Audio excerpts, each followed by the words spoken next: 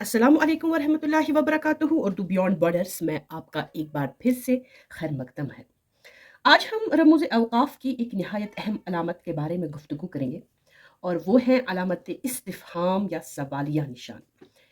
अ, ये अलामत सवालिया जुमले के आखिर में लगाई जाती है। इस अलामत के इस्तेमाल से एक आम जुमले और सवालिया जुमले में वाज़ेह फ़र्क पैदा हो जाता है।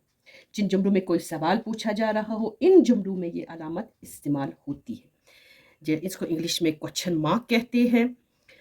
उर्दू में इसको लिखने का तरीका कुछ इस तरीके से है। उर्दू में इस तरीके से ये लिखी जाती है और इंग्लिश में इसके लिखने का तरीका इस तरह से है, यानी ये मार्क इस तरीके से दिया जाता है किसी भी सवालिया जुमले के पीछे। देखिए यहाँ पे कुछ जुमले हैं, जैसे कि आप कहाँ जा रहे हैं, आपने खाना खाया, आज आप स्कूल नहीं जाएंगे। इन जुमलों को पढ़ते ही हमें मालूम हो जाता है कि बोलने वाला किसी बात के बारे में दरियाफ्त कर रहा है, पूछ रहा है।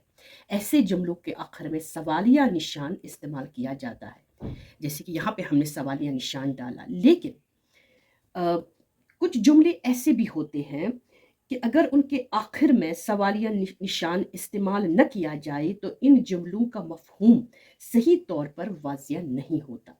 तो मैं ये कह सकती हूँ, क्या हर सवालिया जुमला लफ्ज़ों से भी सवालिया मालूम होता है? बिल्कुल नहीं।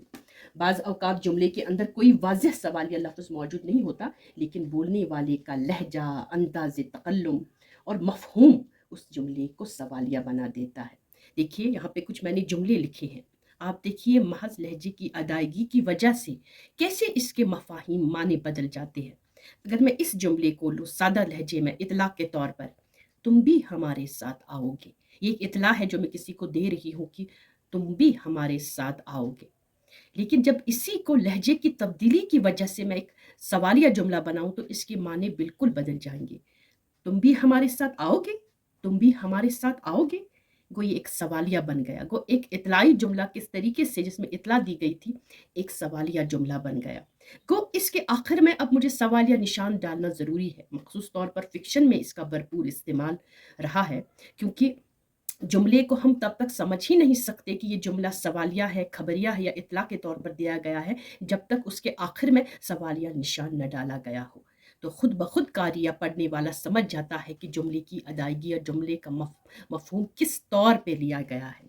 अब जब मैं यहाँ कहूँगी, तुम भी हमारे साथ आओगे, मतलब ये एक सवालिया जुमला है, जिसके आखिर में मैंने सवालिया निशान डाला। इसी तरीके से यहाँ पे देखिए, आप आज जाएँगे, ये खबरिया जुमला है, ठीक है ना? लेकिन जब मैंने इसी को लहजे के तौर पर सवालिया बनाना हो, आप आज जाएँगे? तो ये एक सवालिया जुमला बन गया। वो एक खबरिया जुमला एक सवालिया जुमला बन गया। एक इस्तिफ़सार के तौर पर लहजे की अदायगी ज़ाहिर होती है। इस्तिफ़सार मतलब किसी को पूछ कुछ करना, किसी को देखना कि वो किसी के सामने दरियाफ़्त कुछ करना, ठीक है ना? आप आज जाएँगे? या इसी तरीके से अगर सादे तरीके से लो, वो भी इम्तिहान देगा। तो ये एक ताक़ीदी जुमला है, ज़ोर दिया गया है, वो भी इम्तिहान देगा। मगर यही ज़ोर और ताक़ीदी जुमला किस तरीके से सवालिया जुमले में तब्दील हो सकता है महज़ लहजे की अदायगी की वजह से।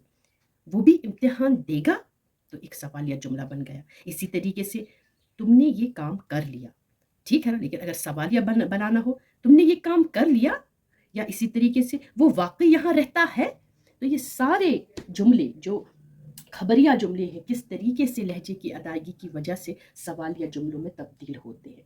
गोई तमाम जुमले जो यहाँ पे पेश किए गए हैं, ये सारे इस्तिफ़सार में सवालिया बन जाते हैं। लेकिन जब आप किसी कोई दरियाफ़्त करना चाहते हैं, ठीक है ना? उस वक़्त हम इन जुमलों का इस्तेमाल करते हैं। दूसरे तरीके के जुमले हैं जिनको हम बलागी इस्तिफ़हाम वाले जुमले कहते हैं। बलागी इस्तिफ़हाम वाले जुमले वो जुमले हैं जिनमें सवालिया अंदाज़ जो है, अ, सवालिया अंदाज़ तो हो मगर मकसद जवाब लेना नहीं हो, बल्कि किसी कैफ़ियत या असर को पैदा करना हो। मिसाल के तौर पर अगर मैं इस तरीके से लिखूँ,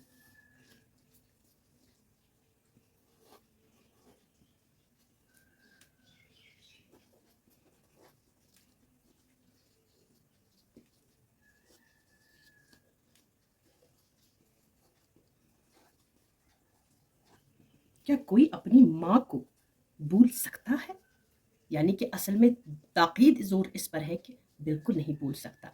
तो इस तरीके के जुमले जिनको हम बलाग़ी इस्तिफ़हाम कहते हैं कि अंदाज़ तो सवालिया हो लेकिन जवाब लेना मकसूद ना हो। मुखातिब से, बल्कि एक असर और एक कैफियत और एक ज़ोर और ताक़ीद पैदा करना हो। जैसे कि अगर इस तरीके से सवाल बने, क्या कोई अपनी माँ को भूल सकता है? अब उससे जवाब लेना मकसूद नहीं है, खुद मतलब है कि नहीं बोल सकता है, कोई अपनी माँ को नहीं भूल सकता है। तो इस तरीके के सवालिया जुमले भी सामने आते हैं नसरी तहरीर में। इस तरीके से अगर हम दूसरा जुमला बनाएं, मिसाल के तौर पर,